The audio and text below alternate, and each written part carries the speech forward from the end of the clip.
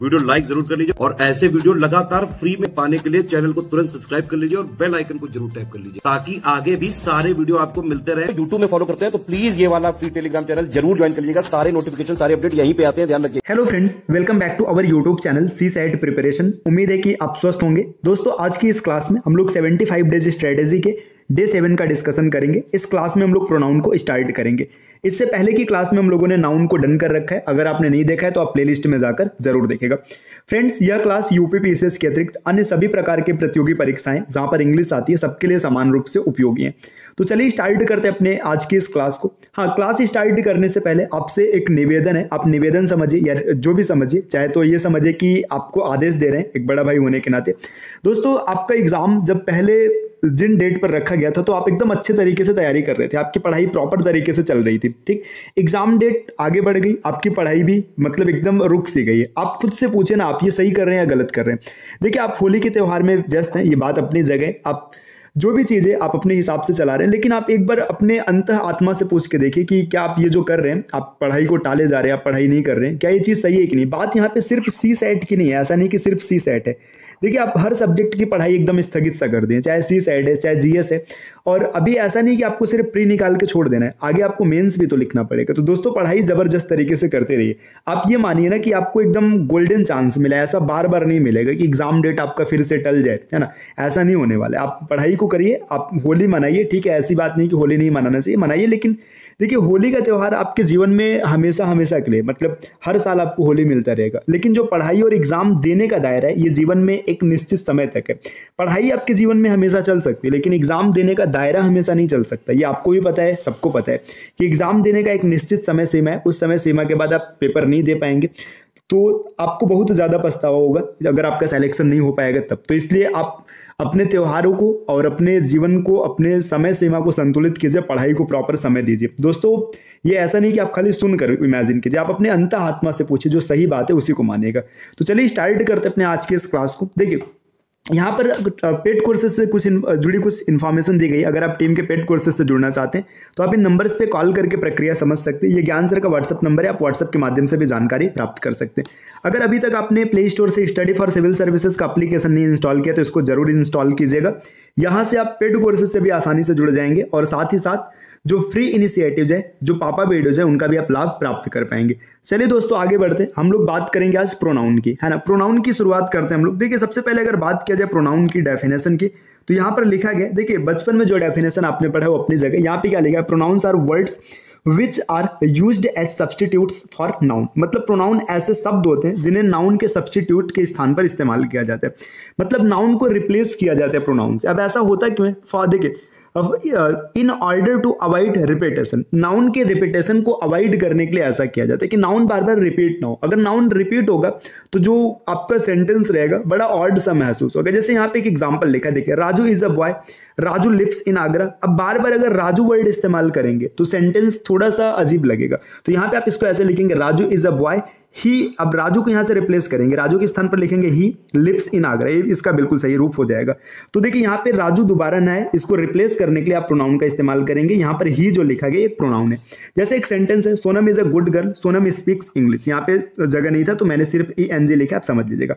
आपने लिखा Sonam is a good girl, Sonam एक अच्छी लड़की है, सोनम स्पीक्स इंग्लिश। अब अगर कोई और सेंटेंस बताना होगा, फिर से सोनम लिखेंगे तो सेंटेंस क्या होगा, यहाँ पे बड़ा हेक्टिक सा महसूस होगा, बड़ा अजीब लगेगा। तो इस वजह से आप क्या करेंगे, सोनम को यहाँ से रिप्लेस करेंगे और इसके स्थान पर लिखेंगे सी। आप लिखेंगे Sonam is a girl, good girl, she speaks English. ये इसका सही स्वरूप हो जाएगा। तो देखिए, प्रोनाउन क्या होता है, प्रोनाउन एक ऐसा वर्ड है जिसको नाउन को रिप्लेस करने के लिए यूज किया जाता है। अब रिप्लेस क्यों किया जाता है, ताकि नाउन का रेपिटेशन ना हो। चलिए आते हैं नेक्स्ट अगले स्लाइड पर। अब यहाँ पर दिया गया टाइप्स ऑफ प्रोनाउन, प्रोनाउन के टाइप्स की बात की गई। Personal pronoun, reflexive pronoun, एम्फैटिक pronoun, reciprocal, demonstrative, distributive, indefinite and relative pronoun. इसके अतिरिक्त और भी कई रूप होते हैं, यहाँ पर नहीं लिखा गया, आगे हम लोग देखेंगे, एक एक करके सबको समझेंगे। तो चलिए दोस्तों आगे बढ़ते हैं। देखिए यहाँ पे दिया गया पर्सनल प्रोनाउन। बात करेंगे पर्सनल प्रोनाउन, इसको हिंदी में कहते हैं व्यक्तिवाचक संज्ञा। व्यक्तिवाचक संज्ञा होता है क्या, रिफ्लेक्ट्स टू अ पर्सन, एक व्यक्ति को रिफ्लेक्ट करता है। देखिए बात व्यक्तिवाचक संज्ञा की, मतलब व्यक्ति को दिखाएगा, तो यहाँ पे स्पष्ट लिखा गया कि एक व्यक्ति को रिफ्लेक्ट करता है, व्यक्ति को प्रदर्शित करता है। It is used as subject of a sentence, मतलब सेंटेंस में इसे अक्सर सब्जेक्ट के तौर पे इस्तेमाल किया जाएगा। तो जो पर्सनल प्रोनाउन होगा उसे हमेशा सब्जेक्ट के तौर पे इस्तेमाल किया जाएगा। जैसे देखिए he is a good boy, यहाँ पर जो ही है ये क्या है, ये पर्सनल प्रोनाउन है। They will decided the team, way team का निर्धारण करेंगे, यहाँ पर दे भी क्या है, दे भी यहाँ पर पर्सनल प्रोनाउन है। देखिए चीज़ों को हिंदी में लेके नहीं चलना है, ऐसा नहीं कि हिंदी से मुझे कोई नफरत है या फिर हिंदी नहीं पसंद है। हिंदी अपनी राष्ट्रभाषा है, हमें भी पसंद है, आपको भी पसंद है, सबको पसंद है। लेकिन अगर अंग्रेजी सीखना है तो हिंदी को थोड़ा थोड़ा हटाना पड़ेगा, मतलब धीरे धीरे कम करेंगे तो चीज़ें कम हो जाएंगी। चलिए अब आगे बढ़ते हैं नेक्स्ट अगले स्लाइड पर। यहाँ पर आपको पता चल गया कि पर्सनल प्रोनाउन क्या होता है, ये एक पर्सन को रिफ्लेक्ट करता है और ये क्या होता है कि सब्जेक्ट के स्थान पर प्रयोग होता है। यहाँ पे ही और दे लिखा गया। नेक्स्ट अगले स्लाइड पर आते हैं। अगले स्लाइड पर देखिए यहाँ पे पर्सनल प्रोनाउन के टाइप्स के बारे में दिया। देखिए first person, second person and third person. अगर फर्स्ट पर्सन की बात करेंगे तो फर्स्ट पर्सन में आई एंड वी आता है, सेकंड पर्सन में यू होता है और थर्ड पर्सन में बाकी जितने बचे हैं सब थर्ड पर्सन होते हैं। देखिए अगर कभी भी सब्जेक्टिव केस में इस्तेमाल करना है तो आई, देखिए जो फर्स्ट पर्सन है आई सब्जेक्टिव केस है, इसका ऑब्जेक्टिव केस होता है मी। और पोसेसिव केस मतलब जो संबंध बताने का बात करेगा। देखिए पोसेसिव केस में आपको ध्यान देना है, एक पोसेसिव एडजेक्टिव होता है और एक पोसेसिव प्रोनाउन होता है। तो जब कभी भी माई, जैसे ये माई पोसेसिव एडजेक्टिव है, अवर पोसेसिव एडजेक्टिव है, ये सब जो चीजें है ना, माई, अवर, योर, हिज, हर, देयर, ये सब पोसेसिव एडजेक्टिव है, इसको याद रखेगा। पोसेसिव प्रोनाउन की बात करेंगे, आई का पोसेसिव प्रोनाउन होता है माइन, है ना। अगर वी की बात करेंगे, इसका पोसेसिव प्रोनाउन है अवर्स, ठीक। यू की बात करेंगे, देखिए यू का ऑब्जेक्टिव केस है यू, इसके बाद पॉसेसिव केस है योर, और पॉसेसिव, ये पॉसेसिव में पॉसेसिव एडजेक्टिव है योर, और पॉसेसिव प्रोनाउन क्या हो जाएगा, योर्स हो जाएगा। तो इन चीजों को ध्यान दीजिएगा, इसका आप स्क्रीनशॉट ले लीजिएगा। अगर थर्ड पर्सन की बात करेंगे, ही का हिम है ना, ऑब्जेक्टिव केस है, सी का हर हो जाएगा, इट का इट्स हो जाएगा, दे का देम हो जाएगा। और अगर पॉसेसिव एडजेक्टिव की बात करेंगे तो हिज, हर और इट का कोई पोसेसिव एडजेक्टिव नहीं होता, और दे का देयर हो जाएगा। इसकी तरीके से हिज, हर्स, इट्स, देयर्स। तो आप इसका स्क्रीनशॉट निकाल लीजिएगा ताकि चीजें आप बेहतर तरीके से कर पाए। चलिए आते हैं नेक्स्ट अगले स्लाइड पर। अब यहाँ पर कुछ नोट दिया गया, इस नोट को समझिएगा, नोट में क्या डेटा दिया। देखिए वर्ब के ठीक पहले, वर्ब के ठीक पहले मतलब कोई प्रोनाउन आएगा। अगर कभी किसी प्रोनाउन को वर्ब के ठीक पहले रखा गया तो ये हमेशा सब्जेक्टिव केस में रहेगा, और अगर वर्ब के ठीक बाद रखा जाएगा तो ये हमेशा ऑब्जेक्टिव केस में रहेगा। ये बहुत गंभीर बात है, यहाँ से कई क्वेश्चंस बनते हैं। जैसे देखिए मोहन कॉल्ड आई, आपने एक सेंटेंस लिखा मोहन कॉल्ड आई। देखिए जो कॉल्ड है, कॉल्ड क्या है, कॉल्ड एक वर्ब है, ये एक वर्ब है। अब अगर इसके ठीक पहले जो सब्जेक्ट रखा जाए, जो प्रोनाउन रखा जाएगा, ये पोसेसिव, सॉरी जो यहाँ पर प्रोनाउन रखा जाएगा सब्जेक्टिव केस होगा। यहाँ पर देखिए ये मोहन है, मोहन नाउन है तो कोई बात नहीं, ठीक है चल जाएगा। यहाँ पर देखिए प्रोनाउन है, प्रोनाउन आई है, आई क्या होता है, आई सब्जेक्टिव केस है। देखिए आपने पीछे देखा है ना, यहाँ पे आई क्या है, रुकिए, ये आई को अगर आप देखेंगे तो आई सब्जेक्टिव केस में, अरे गलत है, आई के स्थान पर आप मी लिखेंगे तो इसका सही स्वरूप हो जाएगा मोहन कॉल्ड मी। आप इसको ऐसे लिखेंगे। जैसे देखिए I think her is a doctor, आपने ये सेंटेंस लिखा I think her is a doctor. अब समझिएगा यहाँ पर एक चीज को ध्यान दीजिएगा, यहाँ पे क्या है, देखिए ये इज है, इज क्या है, वर्ब है, वर्ब के ठीक पहले क्या लगा है, ये प्रोनाउन लगा है, ये ऑब्जेक्टिव केस में गलत हो जाएगा। वर्ब के ठीक पहले हमेशा सब्जेक्टिव केस लिखेंगे तो आप लिखेंगे I think she is a doctor, ये इसका बिल्कुल सही रूप हो जाएगा, I think she is a doctor. चलिए आते हैं नेक्स्ट अगले स्लाइड पर। अगले स्लाइड पर क्या इंफॉर्मेशन दिया गया, देखिए अब एक पॉइंट और दिया गया कि अगर कभी प्रीपोजिशन के बाद कोई प्रोनाउन आएगा तो प्रीपोजिशन के बाद प्रोनाउन का ऑब्जेक्टिव केस ही इस्तेमाल होगा, इसको याद रखना। अगर कभी भी प्रीपोजिशन लिखा है उसके बाद कोई प्रोनाउन रखा गया तो हमेशा ऑब्जेक्टिव केस में रहेगा, कभी भी सब्जेक्टिव केस में नहीं होगा। जैसे देखिए Radha distributed sweets between he and आई, एक सेंटेंस लिखा है। अब यहाँ पे देखिए एक एक के बारे में समझते हैं कौन क्या है। अगर राधा की बात करेंगे, राधा यहाँ पर एक सब्जेक्ट का कार्य कर रहा है और ये नाउन है, ठीक, ये नाउन हो गया है ना। इसके बाद देखिए डिस्ट्रीब्यूटेड, ये क्या है, ये वर्ब है ना, ये वर्ब हो गया है ना। यहाँ पर जो स्वीट्स है, स्वीट्स एक ऑब्जेक्ट है तो यहाँ पर ये ऑब्जेक्ट हो गया। अब इसके बाद बिटवीन जो है, बिटवीन प्रीपोजिशन। अब प्रीपोजिशन के बाद जो भी आप प्रोनाउन लिखेंगे वो हमेशा ऑब्जेक्टिव केस में रहेगा। तो यहाँ पर ही एंड आई जो लिखा गया ये क्या हो जाएगा, ये गलत हो जाएगा। ही एंड आई आप नहीं लिख सकते, ही का ऑब्जेक्टिव केस होगा हिम एंड आई का ऑब्जेक्टिव केस होगा मी। तो इसका सही रूप हो जाएगा Radha distributed sweets between him and me, ये इसका सही रूप हो जाएगा।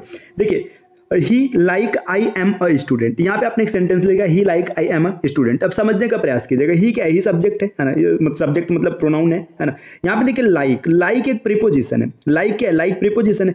प्रीपोजिशन के बाद अगर आप कोई सेंटेंस कोई प्रोनाउन लिखेंगे तो कैसा रहेगा, ये हमेशा ऑब्जेक्टिव केस में रहेगा। तो आई गलत हो जाएगा, आप यहाँ पर लिखेंगे मी, ठीक। अब देखिए एक चीज ध्यान दीजिएगा, यहां पर अगर आपने मी लिखा तो अब एक चीज समझिएगा, यहां पर क्या हो जाएगा कि जो वर्ब आएगा, वर्ब हमेशा सब्जेक्ट के अनुसार आता है, ऑब्जेक्ट के अनुसार नहीं आता है। तो यहां पे अगर आप इसको लिखेंगे he likes me M a student, तो गलत हो जाएगा। क्यों गलत हो जाएगा? क्योंकि यहां पर देखिए ये मी है, मी ऑब्जेक्ट है, वर्ब कभी भी ऑब्जेक्ट के अनुसार नहीं होता है, सब्जेक्ट के अनुसार होता है। तो इस सेंटेंस का जो सही रूप होगा आप इसको ऐसे लिखेंगे, he like me is a student, ये इसका सही रूप होगा।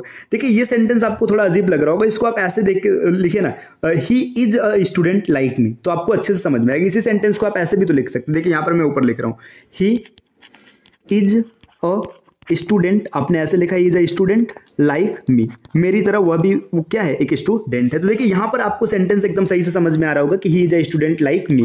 तो यही चीज यहां पर कुछ अलग तरीके से लिखा गया था, तो इसको समझने का प्रयास कीजिएगा। चलिए दोस्तों आते हैं अगले स्लाइड पर। अगले स्लाइड पर क्या इंफॉर्मेशन है, देखिए यहां पर कुछ सेंटेंसेस लिखे गए है ना, इसमें समझते हैं एक एक करके चीजों को। देखिए लिखा है Radha except they are allowed to come. देखिए यहां पर जो एक्सेप्ट है, एक्सेप्ट क्या है, एक प्रीपोजिशन है, ये प्रीपोजिशन है। तो जब प्रीपोजिशन के बाद अगर कोई प्रोनाउन रखेंगे तो हमेशा ऑब्जेक्टिव केस में होगा, तब आप इसको लिखेंगे राधा, ये हो गया सब्जेक्ट हो गया, एक्सेप्ट देम, यहाँ पे देम लिखेंगे। अब देखिए यहाँ पर ये क्या हो गया, ऑब्जेक्ट हो गया। जो वर्ब होता है कभी ऑब्जेक्ट के अनुसार नहीं होता है, तो यहाँ पे राधा के अनुसार आप लिखेंगे इज अलाउड टू कम। इस सेंटेंस को आप ऐसे देख सकते हैं, Radha allowed to come except them, तो इसका सही रूप ऐसा बन जाएगा। यहाँ पे देखिए Sohni followed by they were done reading book, तो यहाँ पे देखिए सोहनी आप सब्जेक्ट है ना, फॉलोड बाई ये प्रीपोजिशनल फ्रेज है। अब फ्रेज की बात हम लोग आगे करेंगे, अभी आप ऐसे समझ लीजिए कि ये पूरा प्रीपोजिशन का काम कर रहा है ना। तो प्रीपोजिशन के बाद आप दे को हटाकर क्या लिखेंगे, देम लिखेंगे, तब आप इसको लिखेंगे सोहनी फॉलोड बाई देम। अब सोहनी क्या है, सोहनी यहाँ पे देखिए सिंगुलर है, तो यहाँ पे आप लिखेंगे वाज, तो इसका सही रूप ऐसा हो जाएगा Sohni followed by them was reading book, या फिर आप इसको ऐसे भी लिख सकते हैं Sohni was reading book followed by them, ये इसका सही रूप बन जाएगा। दोस्तों बढ़ते हैं अगले स्लाइड पर। नेक्स्ट अगले स्लाइड पर क्या इंफॉर्मेशन दिया, अब यहां पर दिया प्रोनाउन के ऑर्डर की बात कर रहे हैं। ऑर्डर मतलब इसको एग्जांपल से समझेंगे तो बेहतर समझ में आएगा। अभी यहां पे ऐसे देखिए, आपने प्रोनाउन के 3 रूप देखे ना, first person, second person and third person. अगर किसी सेंटेंस में तीनों आ जाए तब क्या करेंगे, देखिए सेंटेंस में अगर गुड सेंस या फिर अफर्मेटिव सेंस रहेगा तो आप 2 3 1, आप एक कोड याद रखिएगा 231, ये गुड के लिए। अगर कभी कोई नेगेटिव सेंस आ जाए या फिर सभी के सभी प्रोनाउंस प्लूरल हो जाए तो वहां पर कोड होगा 1 2 3, मतलब 123 और 231। गुड की बात है तो 231 और बैड की बात है तो 123। इस क्रम को याद रखिएगा। चलिए एग्जांपल से देखते हैं तो अच्छे से क्लियर होगा। देखिए यहाँ पे एक एग्जांपल लिखा है, you he and I are going to the party. देखिए पार्टी में जाना, कोई बैड यहाँ पे सेंस नहीं दे रहा है, तो यहाँ पर 231 का क्रम आपको याद रखना है। पहले सेकंड पर्सन, देखिए यू सेकंड पर्सन है, सही है ना। इसके बाद थर्ड पर्सन ही, देखिए थर्ड पर्सन ये भी सही है और ये फर्स्ट पर्सन ये भी सही है। देखिए यू के अनुसार यहाँ पर लगाएंगे तो आर बिल्कुल सही, तो ये सही हुआ, सही सेंटेंस। देखिए यहाँ पर देखिए Rani I and you will read book. Read book मतलब किताब पढ़ना, कोई नेगेटिव सेंस नहीं है, तो 231 का क्रम होना चाहिए। देखिए ये सेकंड पर्सन है, ये थर्ड पर्सन है, ये फर्स्ट पर्सन है, तो ये गलत सेंटेंस है। इसको सही रूप में आप ऐसे लिखेंगे, आप यहाँ पे इसको अगर लिखेंगे तो आप लिखेंगे you Rani and I will read book, ये इसका सही सेंटेंस बनेगा। चलिए आते हैं नेक्स्ट अगले स्लाइड पर। अगले स्लाइड पर दिया है, देखिए आई सी एंड यू बीट हिम। देखिए यहाँ पर ये beat him negative sense they रहा है, जब नेगेटिव सेंस दे रहा है तो 123 ऐसा क्रम बनेगा, 123 क्रम बनेगा। देखिए आई अपनी जगह सही है ना, फर्स्ट पर्सन है। अब सेकंड पर्सन आएगा तो आप लिखेंगे यू, है ना, आई यू एंड सी, है ना। अब ये लिखेंगे, इसके बाद बीट हिम, ये सही हो जाएगा। अब इसके बाद देखिए आई दे एंड यू, देखिए तीनों प्लूरल है, तीनों प्लूरल है तो क्रम आपका ये रहेगा 1 2 3। तो पहले आप लिखेंगे आई, फिर इसके बाद लिखेंगे यू और इसके बाद लिखेंगे दे, और बाकी जितनी चीजें आप इस हिसाब से इसको सेट कर देंगे। तो दोस्तों ये प्रोनाउन की क्लास रही, उम्मीद है कि आपको चीजें बेहतर तरीके से समझ में आई होंगी। अगर समझ में आए तो वीडियो को लाइक कीजिएगा और अपनी पढ़ाई को लगातार जारी कीजिए। और दोस्तों काफी ऐसे व्यूअर्स हमारे जो वीडियो को देख तो लेते हैं लेकिन चैनल को सब्सक्राइब नहीं किए, तो जो भी ऐसे व्यूअर्स हैं जो चैनल को सब्सक्राइब नहीं किए, प्लीज सब्सक्राइब कीजिएगा।